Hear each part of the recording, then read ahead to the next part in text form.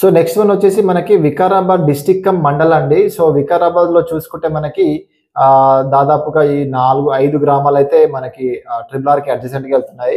So పుల్స్మామిడ్ village అనేది మనకి regional ring road లో ఇన్సైడ్ అవుతుంది. పాతూర్ విలేజ్ మనకి ట్రిపుల్ ఆర్ కి అవుట్ సైడ్ అవుతుంది. బుర్హాన్పల్లి కూడా మనకి ట్రిపుల్ ఆర్ అవుట్ సైడ్ అవుతుంది. అండ్ పీరంపల్లి విలేజ్ అనేది కూడా మనకి ట్రిపుల్ ఆర్ కి ఇన్సైడ్ అవుతుంది అనమాట.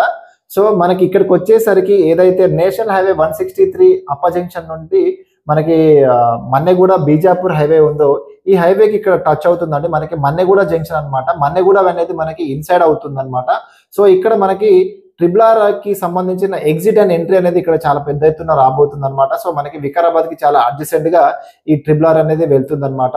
జస్ట్ నాకు హార్డ్లీ తెలిసి ఒక 3-4 కిలోమీటర్స్ కూడా ఉండదు. సో అంత దగ్గర నుంచి మనకి ట్రిపుల్ ఆర్ వెళ్తుంది. సో మోస్ట్లీ నేను ఇక్కడ రాసిన విలేజెస్ అన్ని కూడా ఏవైతే ఉన్నాయో ఈ విలేజెస్ కి అడ్జసెంట్ గా వెళ్తుంది. మిగతా విలేజెస్ కూడా ఉంటాయి. బట్ ఇక్కడ ఏంటంటే ఈ విలేజెస్ కి సంబంధించిన సర్వే నెంబర్ల నుండే మాత్రమే ఈ ట్రిపుల్ ఆర్ అనేది వెళ్తుంది అనమాట. సో దాన్ని బేస్ చేసుకుని ఈ విలేజెస్ కంపల్సరీ ఇక్కడ రాయడము వాటిని మీకు ఎక్స్ప్లెయిన్ చేయడం జరుగుతుంది అనమాట.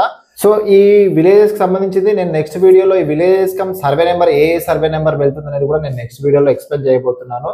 So this is for latest updates అండి. సో థ్యాంక్ యూ అండి. Thank you so much.